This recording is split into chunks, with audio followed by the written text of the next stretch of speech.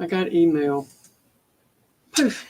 Hello, everyone. Glad y'all are able to join us tonight. We got us a show that this is going to be the final one of the series on the CSI, luminol, and the crime scene. If we have some more information or if someone has some special requests about certain things, of course, we'll go back and address those in any future shows. But tonight, a little housekeeping like always, no names or initials whenever we're speaking about Delphi and suspects or anything. If you have information leading to a suspect or person of interest, most certainly notify law enforcement because they're the ones that can do something about it currently. Have respect for each other as y'all debate whatever issues you want to tonight in the chat, and respect the mods and everything. And most certainly, we just want to try to have a great show and make sure everybody's welcome. And we want to welcome all the new viewers and all the new members as they come on board.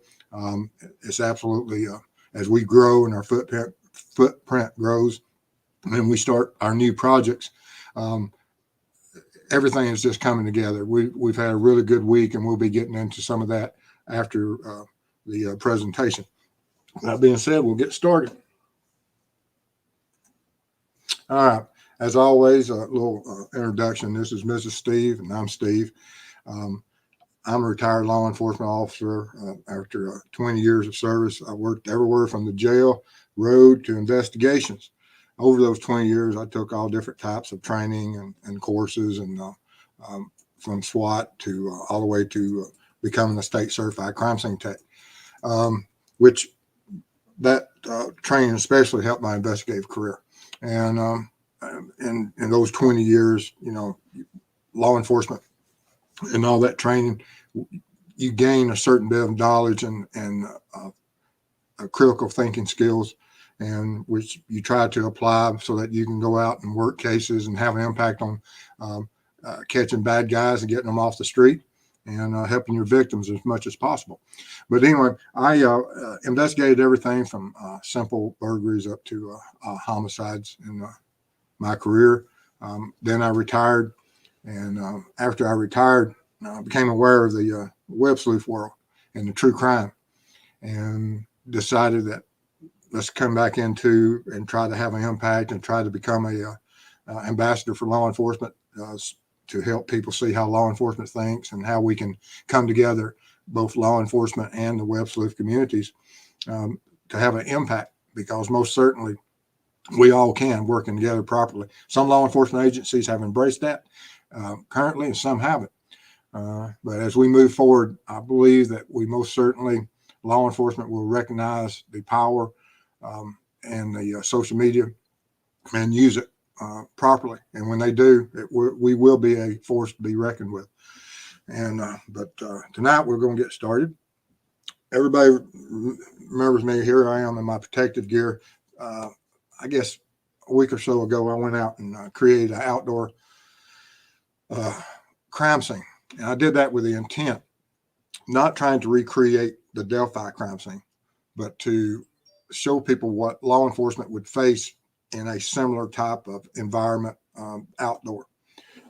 Because outdoor scenes are extremely more difficult to work, not only because you're facing the outdoor elements, you got rain, wind, animals, versus indoor controlled environment, such as inside a house or any type of building. But I went out and put on my little protective gear, my Yeti suit, as I call it, and created and timed myself to create as chaotic as a scene as I could within a certain time frame to try to simulate how, if someone was rushed or in the midst of committing a crime, what could happen, what mistakes would they make, how would certain acts and blood interact. And as I was creating the scene with this synthetic blood that I had purchased from Searchy, and watched and seen how it interacted with the outdoor environment, so that I could educate everyone else and get them on board and see how law enforcement would address such an issue and some of the difficulties. And as you watch the other shows, if you go back in the last week or so, as we've created content and worked on different things on the CSI aspects of the processing. You've seen how you can process clothing, and most certainly we discuss how it's a two-way street, that just what happens with blood spatter isn't just to the bad to the offender, but it's to the victims also. It's that through those interactions that evidence can be transferred both ways. And so therefore you can have DNA both ways. You can have different types of physical evidence, fingerprints, footprints.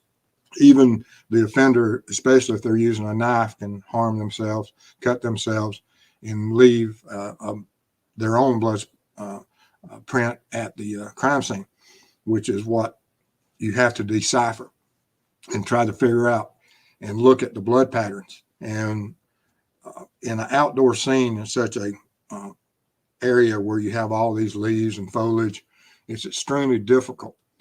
You may be able to identify certain areas that if you have a victim positioned in a certain location and you have certain aspects of blood spatter in those locations, trying to figure out whose DNA profiles is and what type of blood and mixtures of blood is extremely difficult. But as you move away from where the victims would be, and you start finding different types of blood patterns, blood droplets that are sustained size and are leading away, and they maintain a certain cadence or size or of blood spatter, such as blood droplets that are maintain a certain size ratio, and you may be 100 feet away from a crime scene. If you're 100 feet away from a crime scene and you're still leaving a blood trail, that is probably from the offender. And so you look for that. CSI would look for that. And the best time to look for some of this stuff, because if you have a tracking dog or if you brought in a K9 that may be reacting to certain types of crime scenes and data, that's great and fine. But even if you do have that, you'll still go through certain processes.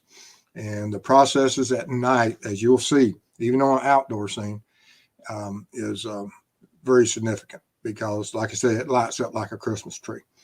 And it's very revealing of what you can see at night versus what you can see in the daytime.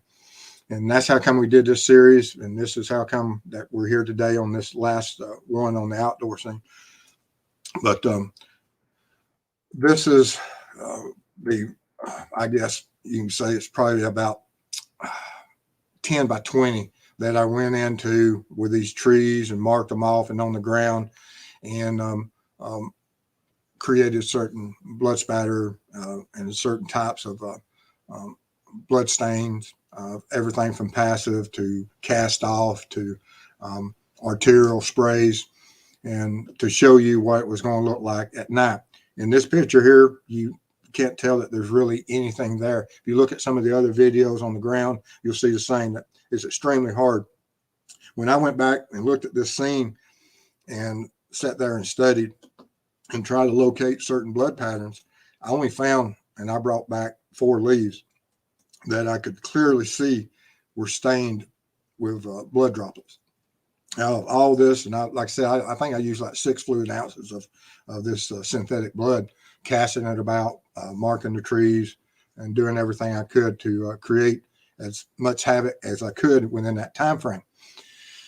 And then left it. And I think, let's see, it was last night I went up there. Mm-hmm. Last night, carried all my equipment up, and I went in and I carried my equipment in after dark, just to go in to see how long it would take because sometimes when you go into these crime scenes, you're not the first officer there on the scene. You're not there in daytime.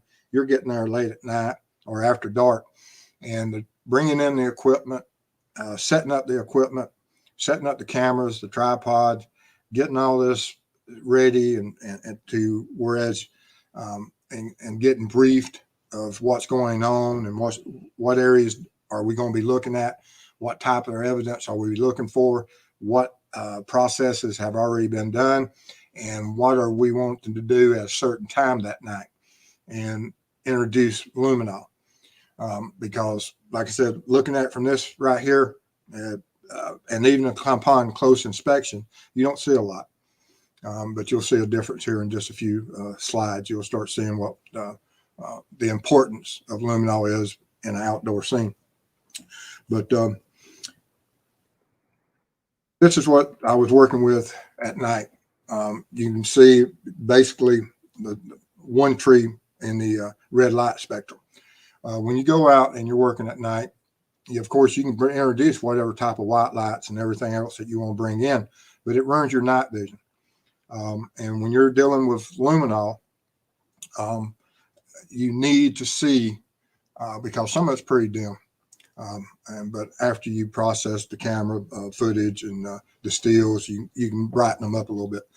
But when you first start introducing this and you're out there and you're trying to set up that camera and you're trying not to destroy your night vision, and you're setting up that tripod at a certain location, you're setting the focus, because everything's manual, because you're having the exposure. That shutter speed is at 30 seconds. That once you click it, it's going to sit there and just look at that whatever you have in focus for 30 seconds before it, during that duration, and before you can do another picture. So some of the pictures that you take, setup time just for one picture, maybe 10 or 15 minutes. And then when you, if you double expose for the fact that if you want to try to go get another picture of that location or of that exact same one, you got another 30 or 40 seconds of that you're going to set there on it. So you can extend these pictures out. And I limited the number of pictures I took for the fact I just didn't want to, bore everyone with dozens of pictures, but I had some pretty good, interesting pictures I made, and so that we could see. This here, between those two trees, was an area that, if you looked at it, you can't see much of anything. But when I lit it up with luminol, this is the blood stain pattern from the synthetic blood that's on the ground, and it's pretty impressive. Now, this is a week after. Or almost a week and a half since I created this scene. And we've had a couple of rains and leaves are starting to fall, but still we had this much of a pattern. And I did that for a reason, for that if, such as been reported with Delphi, there were certain movements and certain staging that had occurred at the scene. And so I thought, well, what's the best way to simulate this? Of course, either I can move through it, or I just let nature run its course for a few days, let leaves fall. And as we're getting into the fall of the years and leaves are falling, that would cover up some, because, we don't know what happened at the Delphi crime scene. And so trying to simulate it, and this, like I said, in no way, shape, form, or fashion is trying to simulate that, but I can simulate what, if they processed it with luminol, what possibly they could have seen at night once it got dark. And this would be the patterns that you would see. And I only took this one picture of the ground area. But there was, like I said, 10 by 20. There's 200 square feet of this. This area here is probably 3 or 4 feet by 3. No, not quite that big. It's probably 2 feet by 2 feet. From what these blood pattern was, because I had done some blood flow, blood drops in the same areas and stuff. So this is probably 4 square feet that this picture is made of between those two trees.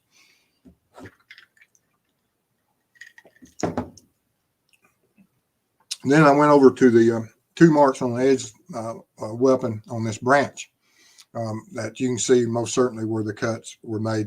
Now, when I took this picture, it was over a week ago when I first was creating a series, and I did it with a blood-stained or synthetic blood-stained knife, and did both blood transfers from the sides of the weapon and also from the cutting edge to simulate that if you tried to cut it or brought the knife edge across the branch, what would it look like? Now, when I was setting up this in total darkness, I don't have the same angle. And you'll see that the marks won't line up, but it was in the same area. As you can see here, that the transfer stains, that's from the edge or the side of the blade as I wiped it across the top of the branch. You can see some of the cut marks or the tool marks on the right-hand side. And that's from the knife edge, the sharpest edge of it, that I drawed across the wood. And it had some synthetic blood on that edge, but you can see it absolutely lights up, and so you can easily see it. And this is things that if they didn't see these stains during the daytime, for the fact that this wood has already been stained with that synthetic blood, it's hard to see that you can't see it. And even from the tool marks, you can't see those stains. But at night you can. And like I said, if you're within 50 feet of this, you're going to see this. And so that's the importance of going into it. And regardless of what you've processed in the daytime, coming back into it at night and lighting it up with luminol is very revealing. Then we have this passive stain that everyone, like I said, was from a previous show, where as I let gravity feed a stain down the face of the tree. You can see a little bit of discoloration. It's not that impressive, and you might not even pay attention to it in daytime. You might pass it by, especially you might pass it by if it's 50 feet or 100 feet away and never recognize what this is. And so if you're processing the crime scene as a CSI, and you're looking for these natural aggression of where a offender may go or walk or how they would leave a crime scene, and you intermittently go out through there and you're looking for possible ways that they left the crime scene, you may see something like this. And of course, you can test it with certain types of presumptive test and see if it's blood, and then come back later after dark and light it up and with luminol and see what it is. And which is what I did with this one, is that when I lit it up, the one on the left is that tree. On the right, you can see what it does. There's no hiding that. You can, like I said, you can see it from 20 to 50 feet away easily. And it was stood out quite.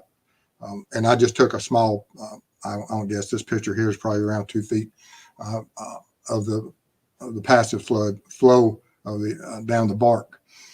And so once again, we go into here and we look at what is in daytime versus night. Then I went over to this other tree, the bottom, the tree to the right where the arterial spray arrow is pointing to. And when you look at it in its full view, of course, you don't see that much.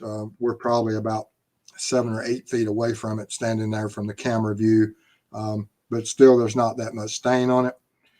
But when you light it up at night, the arterial spray, if certain injuries occurred, this is what you would possibly see on trees if there's any movement with a long, narrow pattern, as you can see here.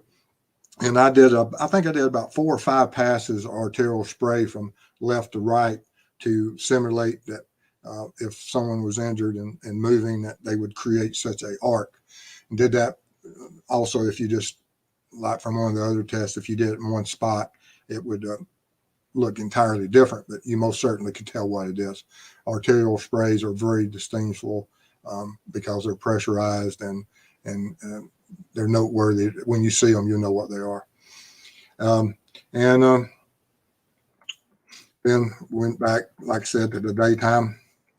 And on the left tree, I did some cast off of, whereas I took the knife, and from left to right, I just took with the synthetic blood, just soaked the knife and came back and forth, and whatever drops hit it.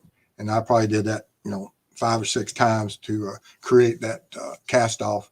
And I didn't know how much was on there, but when I lit it up at night, most certainly you can see that there was enough cast off in a couple, 3 areas to show what was happening there in that area.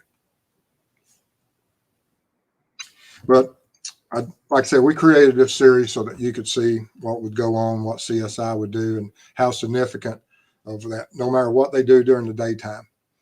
You come back later at night with that luminol, it's a wonder tool, and it used properly, it can tell you so much about that scene that you won't ever see during the daytime. And that's the importance of it. And there's a lot of information being gathered from that. And like I said, even from the victim's clothing, that if someone had blood-stained hands and touched certain parts of that victim's clothing or person, you most certainly would be able to identify certain characteristics about that person. But if you have any information on the Delphi murders, like I said, this here is contact, call that information in, because we most certainly want to cause some closure and get some justice for these two little girls and the loss of their life. And this offender needs to be taken off, and this psychopath needs to be placed where he needs to be, and that's off the streets.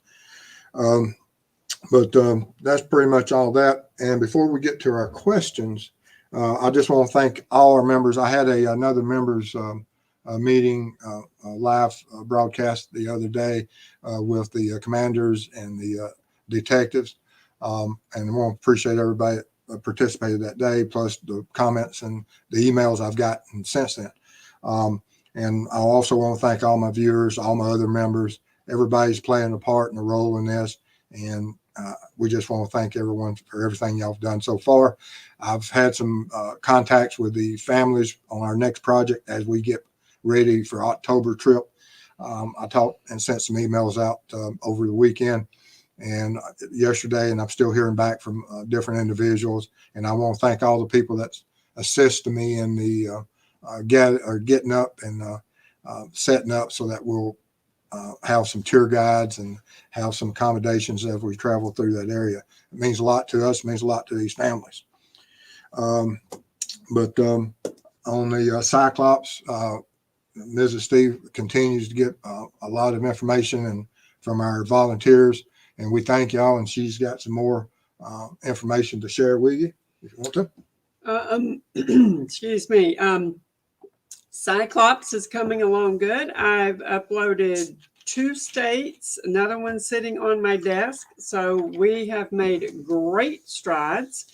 If you are cruising through Cyclops and see something missing or something in there that needs to be deleted, just Bob Steve an email, steve@truecrimeweb.com, and I will take care of that. Also, if you are a commander and not, what was I going to, the Facebook thing.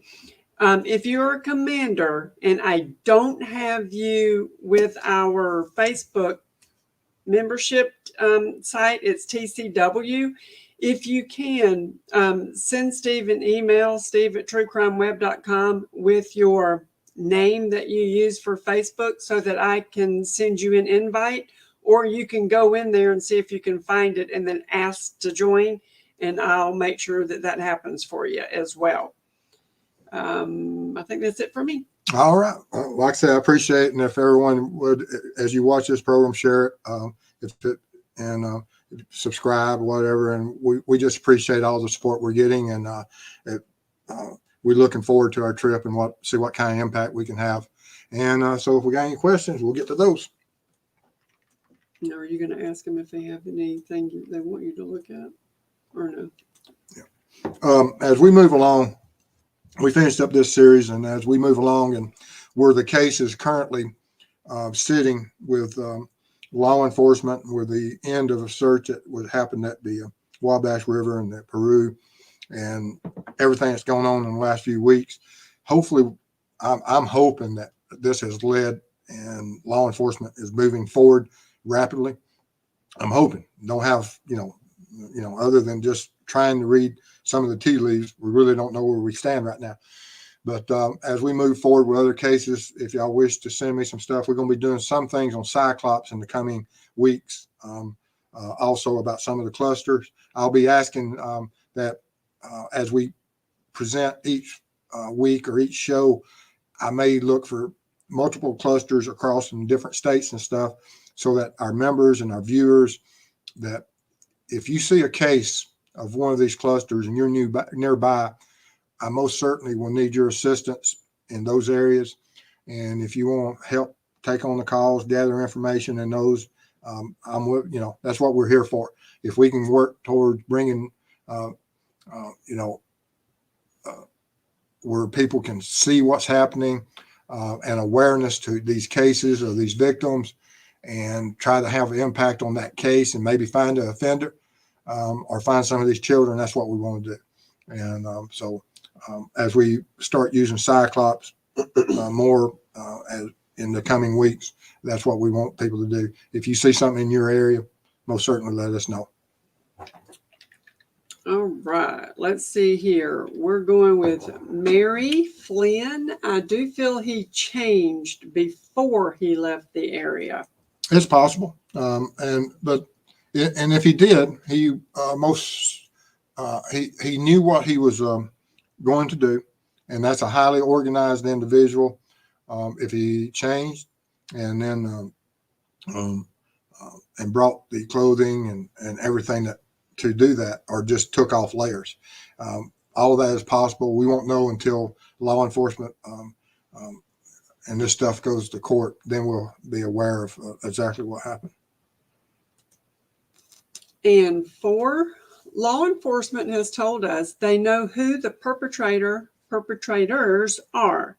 We will be shocked when we learn who the perpetrator is. Appears younger than his true age.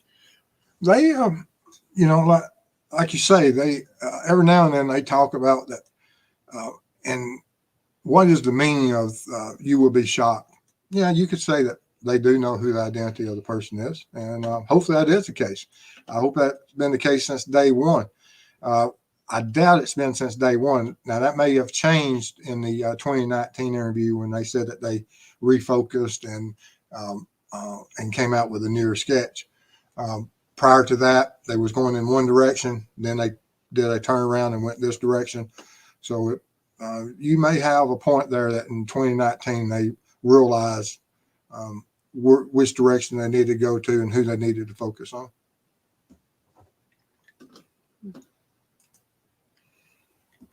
All right. And Molly at True Crime Web, how difficult in a wooded scene like that is it to tell what the blood spatter looks like, direction of the tail, etc.? So interesting to see this. If there's movement with as blood drops hit the ground, they create little satellites. Those satellites will go with the direction of the motion of the movement. That, if you're coming from left to right, the satellites will be to the right side of the droplets as they hit the ground due to inertia and as whatever direction they're going in. But you can also have that if we have a sustained injury to an offender and he's swinging his arms, it can, you have to study it and realize exactly what you're seeing and what the blood is telling you. The Bible group. 100, man. Holy cow. Steve, it is a privilege to contribute to your cause. Thank you for your continuing service. We're honored to have people such as yourself to support us, and that means a lot to us. And we'll most certainly do everything we can to have an impact. That's amazing, sir, and thank you. Thank you. All right. So you were on Molly. Mm-hmm. Yeah, but like I said, on the telling the story of what the blood spatter will tell you is there's a lot of analysts out there and crime scene experts that they'll sit down, they'll look at that, and you can tell a lot. I mean, it's absolutely amazing that when people gather up that are experts or any type of field, that the more people you get together with the knowledge base, and I work with some extremely intelligent people and had some training by some of the founding people in the state of Georgia at the time that came up with the training schedule and all the formats and how we was going to be trained and what areas we we're going to focus on. And like I said, it helped my career immensely. And I don't think the more current ones had to go into as many different areas as we did, but now they have higher and a lot more technology now than what we had. I remember seeing the first digital camera. It was amazing in and of itself back then, but now look where we're at. most of these cell phones were better than, well, all of these cell phones that you have now were better camera systems than what the original digital camera systems that came out back then. All right. And Susan Purdy, do you think they didn't bring the dogs in because there was animal hair at the scene and they didn't want to cross-contaminate? Well, when I was looking into that about the canines, and there's, I know that there were canines at the scene. What type of canines and what those canines were used for, I don't know. I don't know who the handlers were or what agencies they were with. But in those first days, and that first day, there was canines at the scene. I know there's some confusion about if there's canines there or not. But from the images that the news shows, they show the search group of the river search creek searchers going in, and there's a canine standing beside them. How many dogs were there? I don't know. But even if they did bring in other canines, they have the DNA from those canines. If they identify a different type of canine, DNA is DNA that you can, that is to each individual and specific to each animal, same as it is to humans. So they wouldn't really matter about that. They would be able to distinguish. All right. And Jordan, I just hold fast to hope that these girls' families will see justice. I hope we are nearing the end. I'm with you. I absolutely hope so. Absolutely. Yeah. Last weekend was a disappointment. Oh man. Yes. We had such great news, and how I had high hopes that was correct, but it turned out not to be correct. And that's due to certain things that occurred by certain releases, and sad to say. All right. And Anne, thank you for educating us on this. Great information. And that's the importance that, that's all we want to do, is try to let people see that, what you see on TV, a lot of it's true. Technology is there, and they can do a lot of, it's just not the 43 minutes. A lot of times it's 43 hours. But there's a lot of truth to what the CSI does on TVs now. And the juries, if you went and processed the scene now and you didn't use some type of technology or best practices known to crime scene investigations, you're going to have a hard road to go in a court now. All right. And Molly at True Crime Web, what does Ellie prefer to send into a crime scene first? Photographer? I guess if there's an order, if possible, that different CSI, Ellie are sent in to evaluate the scene. Well, you have first off, you just stand there and stare at it. And you have your law enforcement officer, of course, will secure the scene. And they'll secure a path into a scene and away from the scene, so that we narrow the travel. And you won't pick a common travel path. You'll seal it off, and then you'll create an alternative path, because we don't want to be walking on where the possible offender was. So you may have to break ground and pathways through some new territories, so that we know for a fact that the offender didn't go through this brush. We're going to go through there.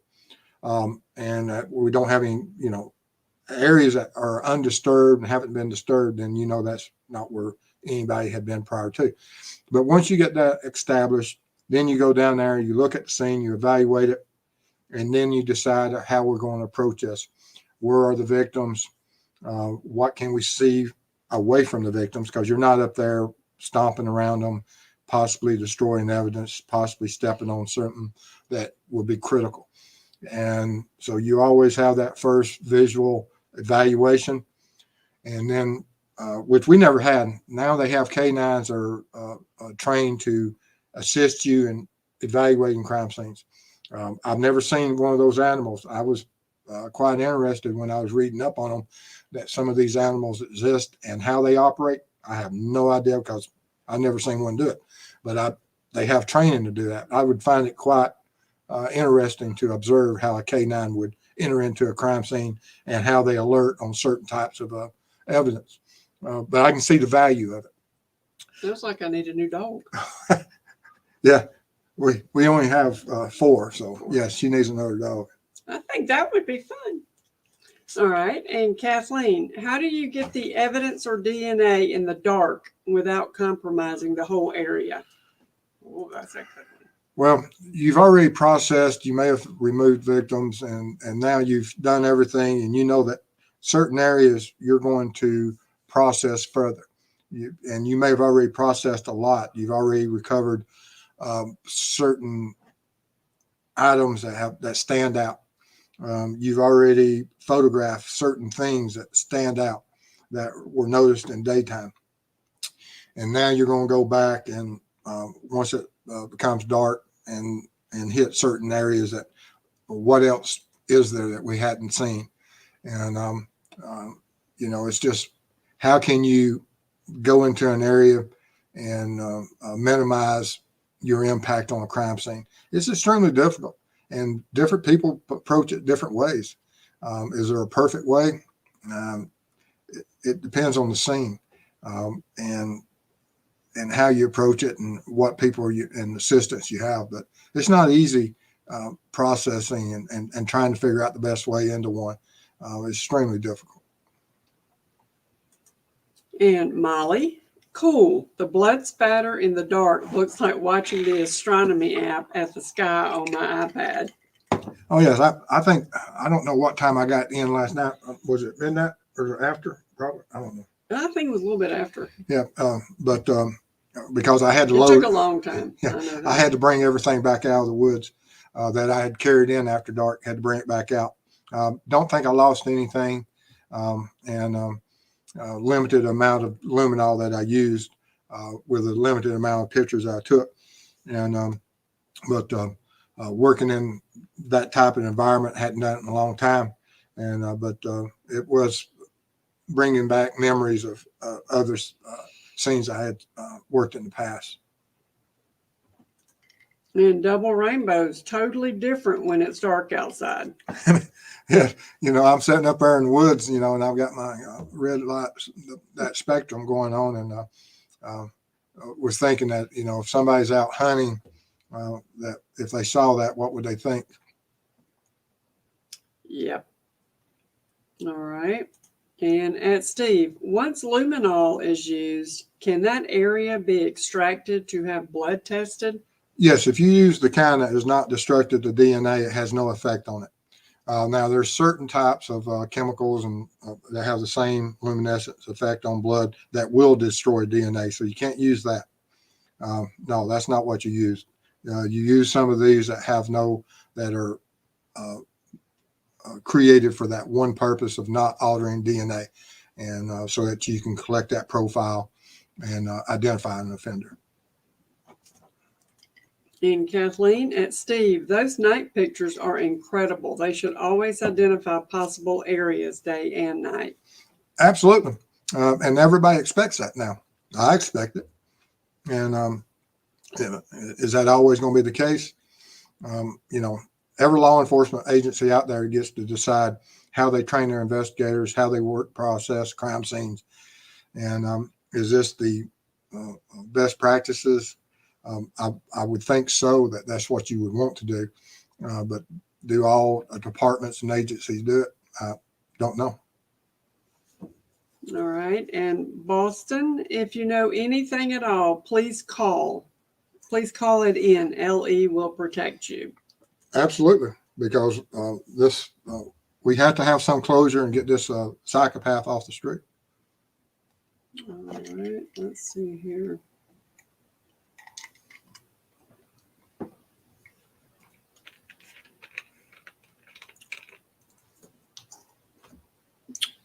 Well,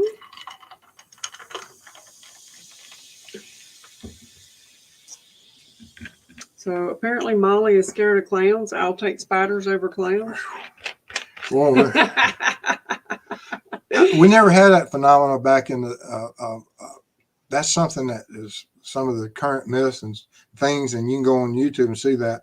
I'm with you that I'd rather run into a clown any day than a spider, though. She wants spiders. Yeah. Your daughter don't like clowns. Oh, I don't like I don't like spider. Clown. He hates Yeah. spiders. All right. And Janet, do you think that's why the FBI is so certain Ron Logan was involved as a killer, because the exit was toward his property? They didn't note that in the search warrant. If they had a blood trail leading toward his residence, I would imagine that as much as they embellished that search warrant, they would have noted that. They did note about the phone and certain other things, but I don't believe there was a blood trail leading toward his property. It may have been, but they just didn't note it. I don't know. It is interesting that some of the FBI are still focused that it possibly is him or is him. And I'm not along on the same suspect list as they are. But everyone to their own opinion of who that might be. And that's how come we have to focus that if you have information now, who is that person of interest, and notify law enforcement, because they couldn't prove it. And Kathleen, have you ever heard of Kyron Horman case here in Oregon, missing boy age 7, 2010? I don't think so. I wrote it down for you right there. Right. We will look into that, Kathleen. Thank you so much. Yes, because we're about to start the clusters and looking at other things and some of these individuals. Oh, I need to check and see if Oregon is done. Okay, that's on the list.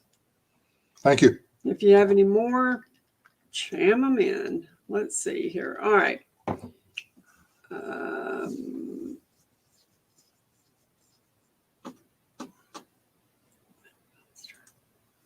And Olivia, too, thanks for sharing your knowledge with us.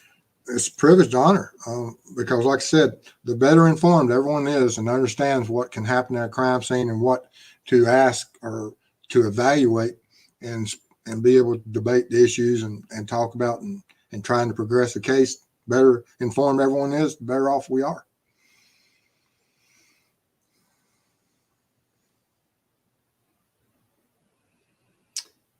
Let's see. I don't know about that one.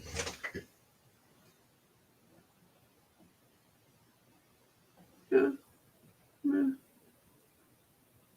We got some people want spiders for names. Don't worry about that one. Okay, some people don't. Some people hate snakes. I hate snakes, but I'll kill a spider all day long. Yeah, and that was part of her.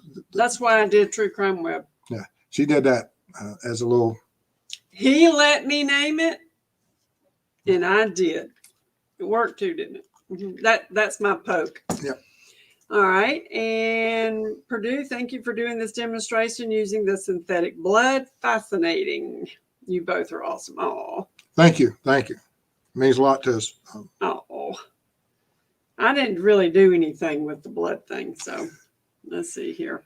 She has in the past when I came home from work with the real stuff. Yeah. All right, and Paper Chaser, I know you're not necessarily a fan of TV depiction of CSI, but was the science on blood analysis in Dexter factual? Never watched Dexter. I found it. I never watched it. I don't know what. I don't know what they said. There's probably some truth in some of it. I don't know. I'd have to look at it. That name rings a bell. That was the serial killer looking for serial killer. Okay. I think.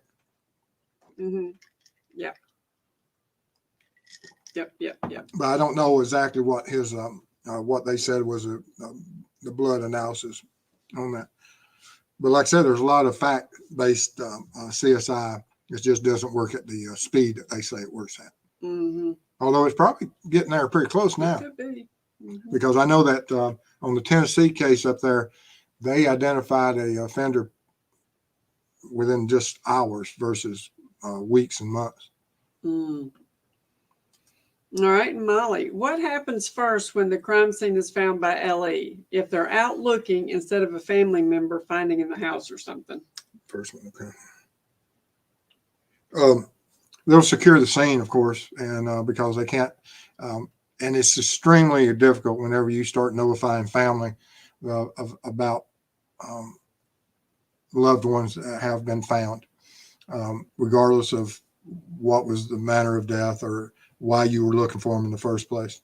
It's a delicate matter, but you have to secure that scene because some family members, and rightly so, they come to a scene and they want to go see their loved one.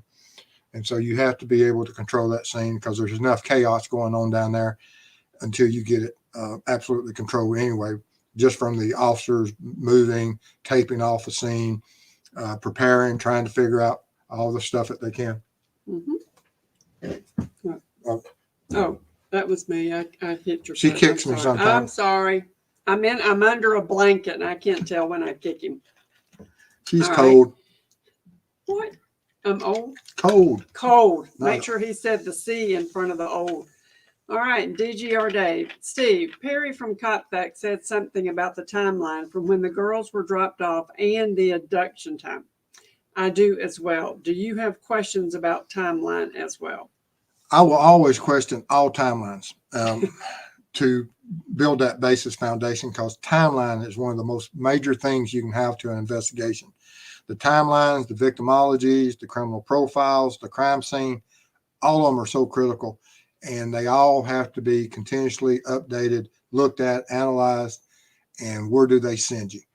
Because they will send you somewhere, and hopefully they'll send you to who that offender is. And so you always have to update them, because there may be some new information that comes in that versus a person's opinion of what happened at a certain time. But then when you have some type of digital security backup or even from a cell tower data that establishes certain things, that's what you will go with versus the opinion of someone. And Susan, is it hard to tell the difference between blood drops and blood spatter? All the blood drops are part of blood spatter analysis. They're just different sizes. As more force and is applied to you have low velocity, mid velocity, and high velocity blood droplets. And the higher you go, the smaller they get, and the less distance they travel. But there's rules for that. And like I said, it's many hours of sitting in a classroom and studying them, measuring them, and pulling strings. They shoot lasers now. We used to pull strings. It was a mess. You go into a room and you can't even cross the room because it looks like something on TV where all this laser security, you'd have these pink strings and high vis strings running across the rooms and to certain stands to simulate what injuries occurred and where the person was standing, where the offender was standing, where the cast off was. It was fascinating, interesting, and it's highly detailed. All right. And Nadia, they said there was a lot of blood on scene. Did they clean the blood at the crime or they left there? I don't know what all they did. Like I said, if you can see it, did they collect every leaf out there? I don't know. But sometimes you can have that effect. I've seen some of the scenes in some of the training seminars with the FBI that you look at the surrounding area and you can see the ground debris, and then you see where they're at processing, and it looks like a dirt floor because they've gone in there and taken every leaf. And what did they do with that? Did they run it through? How did they process it? Did they just remove it, move it over to the side? There's a lot of different ways you can process stuff. Would they get all the blood? No, it'd be impossible to. Would they get stuff that stood out? Yes, because you're looking for that individual or that mixture of something that looks strange. You're not going to be able to collect every drop of blood on a crime scene. Not now. They may be in the future, but not now. And Jordan, Steve, are you able to give us a list of other cases you're looking at? I will after, and that's up to if the families choose to proceed and let me, if they want to make it public knowledge that we're, and some of them do, two of them of the, two of them for sure. The third one may or may not. And so as we progress and after we get through and we're up there working, I know 2 of the 3 will be in town. There's one that will be out of town that if their schedule changes, as I work with them, we'll decide, or if they get back in town in time. But 2 of the 3, after I work the thing, because I'm not going up there to work it with expectations that this is what we're going to bring back and create content on. I'll work as hard on the content whenever they do give permission, but that's not the driving force. It's whatever the family wants done with the information that we obtain. If they want it released, and if law enforcement, if it doesn't impede the investigations, we'll release it that time. But we won't release it prior to law enforcement and the family saying it's okay to do so. And that's just the guidelines that we're going to go on. And I've got some, they like our dog pictures from last week. Oh, yeah. We got some strange animals. We do. But we love them. She runs them. They don't know they're dogs. Nope. That's the way I look like. And checking convictions at True Crime Web. I can hook you up with a trainer and a dog. That is absolutely amazing from the Utah Rescue. It's a bomb sniffing dog, scent dog, and a cadaver dog, and he trains him. Oh my gosh, my new love. I am interested in the one of those areas that I would like to have. So I will get with you on that. Thank you. Oh my gosh. Let's see here. At True Crime Web, he would be happy to come on your channel and talk to. He's a marvelous trainer and has a great. Oh, that'd be fun. Absolutely. Thank you. That would be fun. What state did she say he's in? Utah. Thank you. Can we? Excellent. Okay. No. I mean, it's okay. Yeah. Let's see here. They're already using them up there, but most Okay. certainly we may look at being able to do that again. Okay. And hey, Steve, it's Sean from PA. I talked to you on the phone sometime back. I love the work you do, and I'm learning a lot. Oh, good. Yeah, we had coffee together one morning. You had coffee? Oh, I gotcha. Okay. All right. Perfect. And Steffa, I'm with you. Search cadaver canines amaze me. Me too.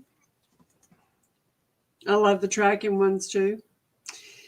Let's see here. Ann, does Ellie use private labs to run crime or DNA samples? If yes, what standards do they must follow, like ANSI? They probably, I mean, every state crime lab has their own lab, their own personnel that's trained how to handle evidence, and you would want those trained specialists, analysts, because they've had training in law enforcement, evidential protections, and how to present that in court. They're the experts in that. Now, would they send it out and have a blind test? That's possible. Or would they send it to another crime lab? That's possible, because I know there's certain procedures to make sure that you safeguard against certain things that can happen at in labs, and failures or misidentifications or just improper procedures or cross contaminations, and that eliminates that. So most of the crime labs, or all the crime labs dealings I ever had, we never sent anything out. The only place I ever sent, it was either GBI or the FBI, and generally hand delivered to both those locations. On the major cases, it's always pretty well going down. Hey, thank you, Steffa, for becoming a YouTube member. We appreciate that. Appreciate that support. It means a lot to us. Thank you. All right. You sure are drinking a lot. You okay? Mm-hmm. I was thirsty. No kidding. All right. Let's see here. I got to go back. I think it was Bonnie. Bonnie said, Mr. Steve, oh no, that's Mrs. Steve. Mrs. Steve, you are amazing to read so fast. I can't happy to listen to everyone and ideas.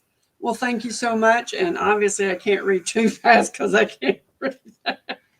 I watched her today take a test on amateur drone pilot. Oh yeah. And she read it twice as fast as what I did. But as she was going through the test, I thought this is not going to work out well, but she did well in it. She passed it.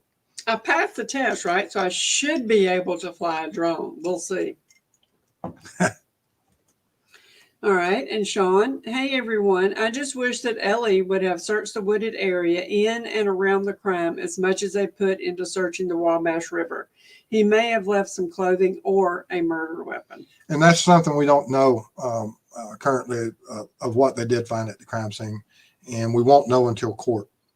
And what did they find in the creek? I have seen some crime scenes that if it was family-owned property or a residence that for many, many years they had it, and you could go back even after it was a cold case and re-look at it and still find evidence. We did. And there's only a certain timeline that you can really spend at some of these locations. And you're right. They spent a lot of time in that Wabash River that is absolutely amazing. And hopefully it's linked, and hopefully they found something, and hopefully they're evaluating that currently. And Bothy, wouldn't the ground being mostly frozen still have some type of impact too concerning blood, etc.? I love your name too. Yeah, but the blood contact now, frozen or whatever type of surface it comes on in contact with. Blood reacts in certain ways on certain surfaces, and that's all been studied and documented and is part of the training. And law enforcement is prepared to analyze it regardless of surface conditions.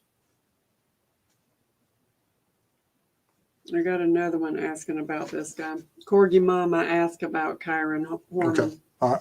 Thank y'all. We'll look at that. All right. And Herman Funster. I hope that when all this comes down that everyone rallies behind Ellie, even if they thought it was a different POI. And I believe they will. Once law enforcement makes that decision and they move forward with whoever it is and whatever charges, of course, there's going to be, there's so many people have been looked at. Some people are going to be disappointed. But they will all celebrate regardless of whoever this person is when they find them. And Kathleen, do you ever feel that perpetrators would listen to this to get away with more? They will. And that's scary. As CSI moves forward, the offenders also, with what's out there and access to the internet and able to study and see in the CSI programs, and they watch TV, everyone will be better informed. And law enforcement's just going to have to always do a better job than what the offenders do. And some of the offenders, when they commit certain crimes, they're doing it with what their fantasy, they're driven to feed that fantasy. And they're going to make mistakes, and because that fantasy tells them to do certain things and create certain signatures. And so law enforcement, when they recognize that, with the advances we've made, hopefully they'll be able to bring closure to some of those cases. And Anne, trying to think this through, do you think that if they have usable DNA, then none of the talked about possible POIs must be the perp, insofar as the DNA could be obtained and checked? If they had usable DNA, I think the warrant would have already been issued a long time ago. Has science reached that level, whereas they can use what they do have? I don't know. Has that helped lead them towards a certain individual? It's possible. But I'm hoping that science does catch up with whatever type of DNA they have at what level, and because that field of study and experts is absolutely amazing of how they progressed over the years. Okay, and I've added another one to the list. Bossy has also followed Chiron. Okay. Let's see here. Paper Chaser, Dexter was a serial killer, but was also an expert in blood spatter analysis for the crime scene investigation. So there's quite a lot of details in each episode. Maybe I need to find Dexter for you. I'll see if I can find it. But no, I don't know if it's still even playing. I couldn't tell you. Because, I mean, there is a story to tell. That's how come it's so important about blood spatter. And as you can see, that you may overlook it in daylight, but at night, it's a totally different, and can tell a lot of different tales. And it may give you that one piece of the puzzle of what direction and what's going on. So blood spatter is extremely great intel to have about a scene. All right. And Kathy Burke, wish you guys would look into missing 20-month-old Ayla Reynolds from 2011. Can you chat in and let me know what state that's from, Kathy? So I can find it. And if anyone has any information on Chiron Horman or Kathy Burke, send emails to Steve. Absolutely. And because everybody will be sending data in, and I'll look up some of it, but if y'all that would just speed the process. Absolutely. All right, let's see here.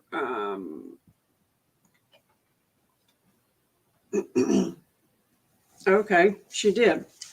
All right, Kathy, thank you so much. She's from Walterville, Maine.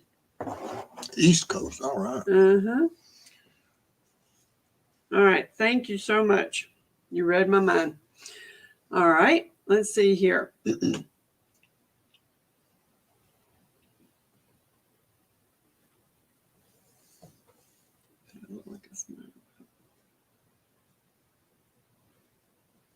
Let's see here. Molly, the strings are cool though, but I can see how the lasers would be better. Yeah. Well, I know what would happen with a laser in me. I'd stare into it or something, and there'd be certain dangers. But yes, lasers, and I don't know how many lasers you could have. Back then, it was they were expensive. I don't know what they are now. Plus, you had to use what lasers we used. You had to introduce smoke and everything to see the string line on. And Kathleen, I think it's the same as Delphi in Chiron's case. Just waiting for the last piece and to find his body. Okay. Oh, they don't have his body. Okay.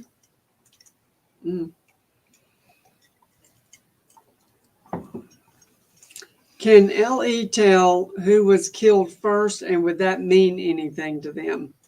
They could, and it would possibly. There's certain. It's just like when you, if you break a window, you can tell which part of that window was broken first, and you could possibly tell was the same with blood spatter and cast off and certain things that may have happened, and positioning of bodies and what injuries occurred and what type of blood spatter or cast off from one area to another. But yeah, it's very possible to tell from blood spatter who was injured first or incapacitated first. And Bossy, as my grandmother said, it all comes out in the wash. And thankfully, we live in an era where the technology, etc., is only getting better. It is. Absolutely true.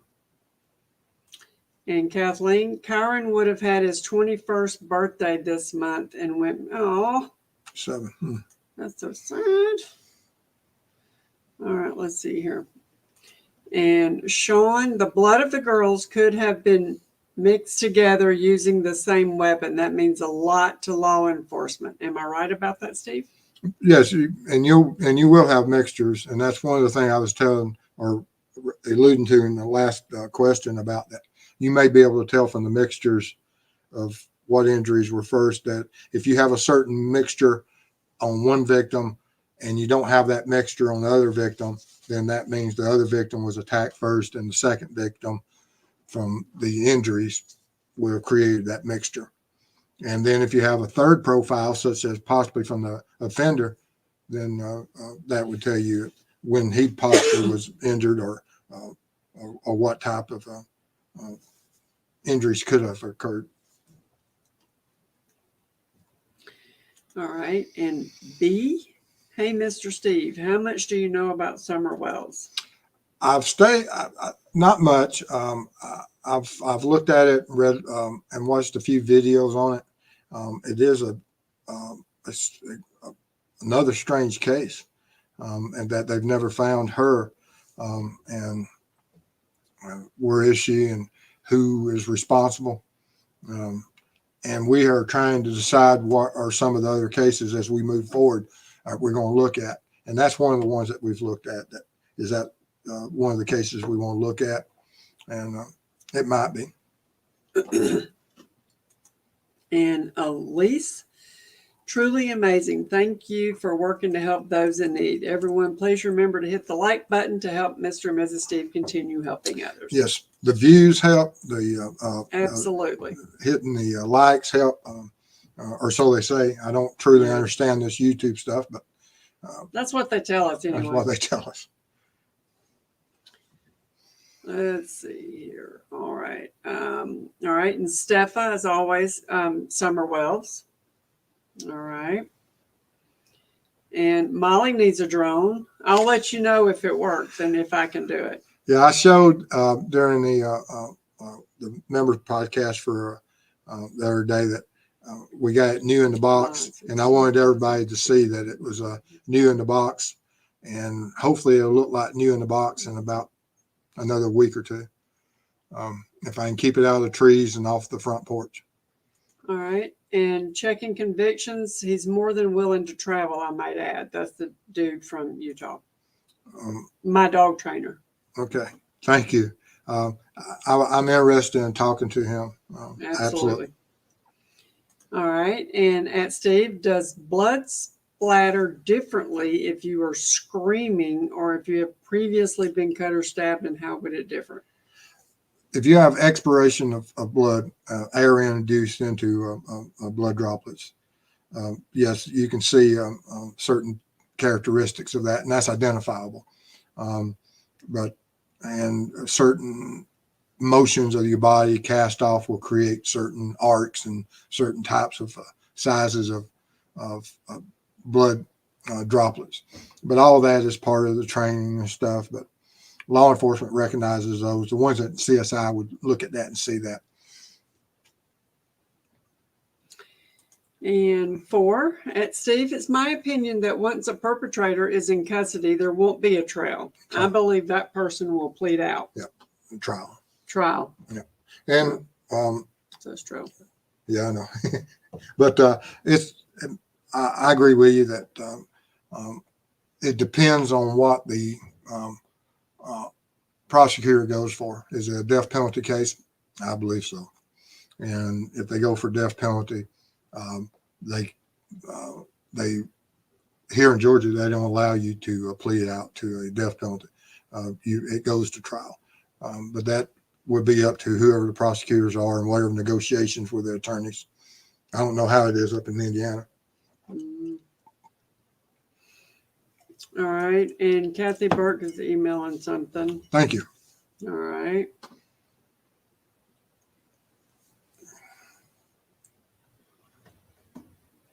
And checking convictions, we need the name of the guy or person or whatever for the dog. Yeah, just send me an email. Talk to you. Yeah, just send me an email and whatever contact information, and I appreciate that. And everybody says Dexter's a good show. There you go. I just never watched CSI stuff. She does. I does. I love it. All right, let's see here.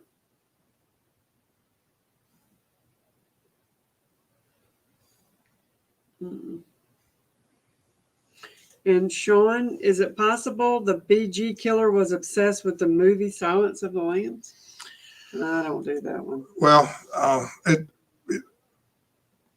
certain types of personalities, certain people feed off certain parts of their fantasies. If that was part of his fantasy, or if he can watch certain things that parallel his fantasies, any of them could be. So these psychopaths, what feeds them and that propels them down that path, is that possible? It is. And James, did the FBI make a profile on BG? They alluded in some of their that he may change. If you looked at Devondale's profile of what they released, and then you looked at the one for Delphi, you'll see a lot of the common language used between those two wordings of what profile is about changing, talking about how they would address keeping up with the case. All of that is part of his profile. And Carter has mentioned that on more than one occasion.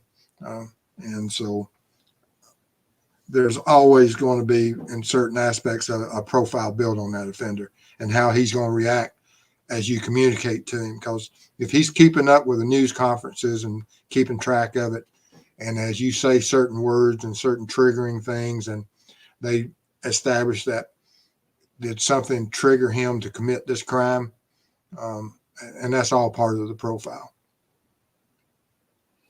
And Daisy C, sorry, I just came in. Are you all following the Debbie Collier case in Georgia? Thank you. I actually had one of my viewers that has another YouTube channel contacted me, and they were talking about it the other day, and I hadn't looked at it a lot because I'm so, right now I have these other cases I'm about to go in the Midwest with, and so I can only focus on so much as far as what I can really have an impact on at any one time. And after that, she's older though, right? Yes. And okay. And after that, then of course, but I always try to help all the other creators out there that are focused on these cases, that if they send me information, I try to work with them and give them my perspective and my 2 cents, and to help awareness of cases and what my opinions are on it, and they can weigh it for what it is. And Just Mike, what does it mean when DA said killer most likely met and interviewed with cop? Well, if he's a localized person and they interviewed everybody within in that community, then the odds are statistically, yes, they met and spoke with him. And because everyone that had looked like what the original sketch was has been called in and been tipped in, and then when you had the voice, what it sounded like, all those, that if he's local, I agree, more than likely he spoke to someone and has been interviewed.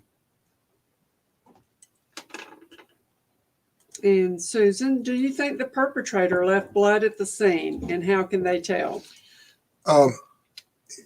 If the injuries, as what has been alluded to, and even in that in the FBI affidavit, that there was a lot of blood at the scene, and that the victim or the offender most likely had the victim's blood on him, that when you use any type of edged weapon, the probability of becoming injured in any type of confrontation is high.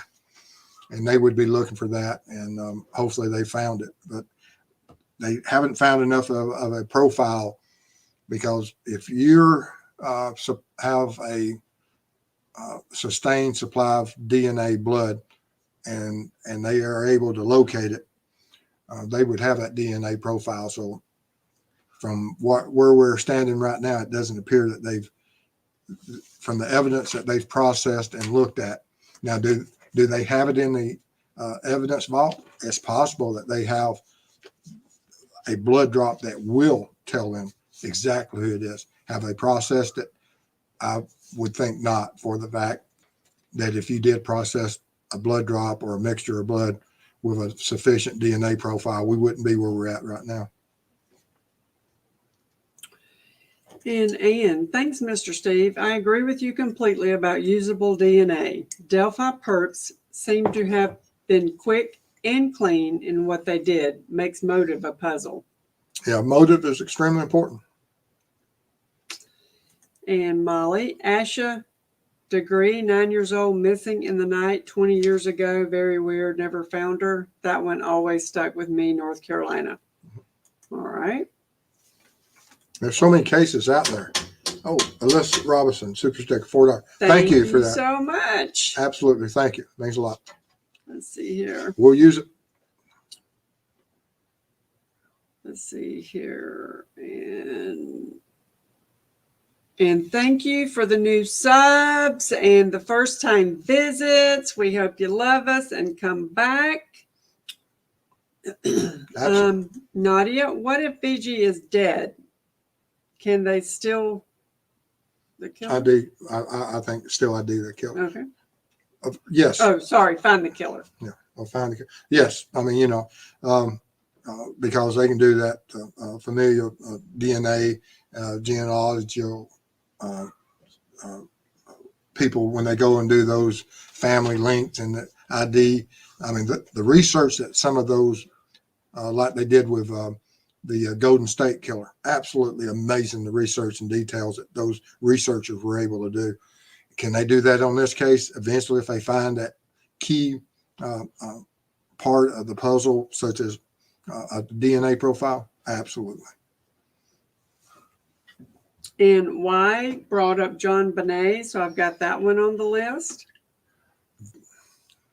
That's been a tough one. Mm-hmm. Lady Di, love your name. That's Summer Wells, so I've got that. I don't know who Alex Moore is.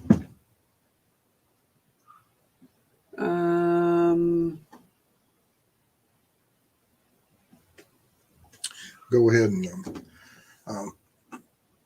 take care of that. Yeah, go ahead and take All care right, of that. so hold on 1 second for me. You got to do a little housekeeping.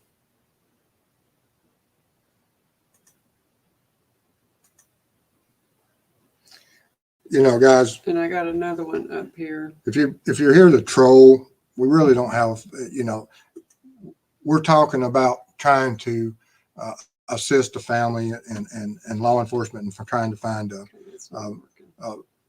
who this psychopath is. You know, there's no need to troll the market or create and identify and you know and say that you have a new POI. You know. That's ridiculous. You can go find other channels to troll. This ain't the place for you. All right. Okay. So somebody must have gotten to him before I did. Okay. All right. Perfect.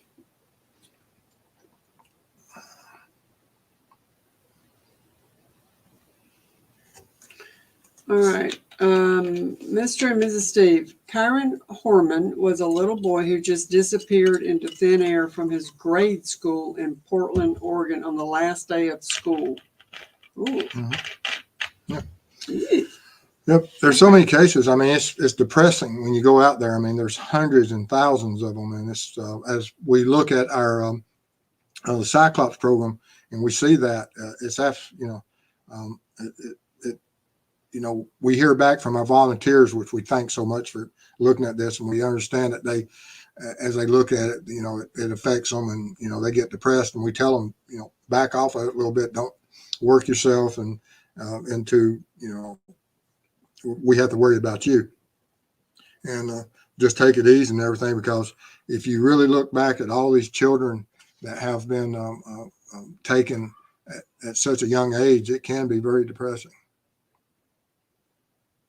I need a minute. Uh-oh.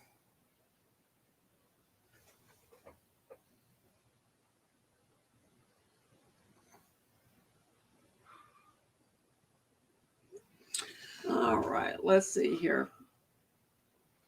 And we know as we grow and we get more into, as our channel grows, we're going to have more of the trolls and stuff. And they're just about as sick as anything else. I got somebody working on it. Okay, Omar.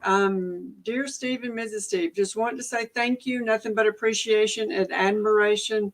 There are only a handful of people with your experience, skill set, professionalism, and demeanor on Facebook. And there are a few. Thank you.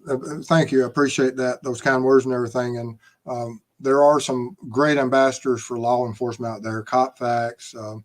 There's some other channels, but he is one of the most outstanding ones that, he was a chief and everything. And he's been boots on the ground, and I respect him a lot. All right. And Cody Marshall, I live 20 minutes from Delphi, and this case haunts me. Talk to your kids about online interactions and keep a close eye. Absolutely. You're not kidding. All right. And let's see here. Do you have, Amy, a very cold case? I'm not sure, but I will find out. Yeah, we're going from 1968 to current, so I don't know when you say very cold if that's past 68 or not. I'll find out. Yeah, we'll find out. Thank you. In Ohio. Okay. Should be getting pretty close, aren't we? Just about. I'm almost done. All right. Could it be most of what was photos or video to be too important? We're going to skip that. Leanna Warner. Okay, I'm jotting down all these cold cases. So thank you. We're going to be looking at these next couple of days. And just also, guys, just send us an email, and we'll be able to look at those. All right, and let's see here. And any details, or if you're in the area, especially if you're in the area of some of these cases you've given us, so that you can be a great contact for us, we'd appreciate it. All right, and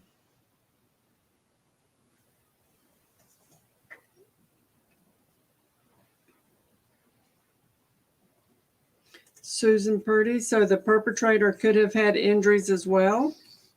Absolutely. Like I said, if you use any type of edge weapons, it's a good possibility of in a confrontation, you get nicked.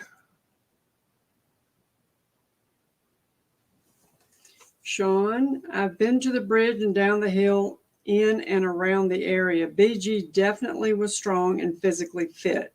He looked strong built to me, and have to cross that bridge so easily verifies that.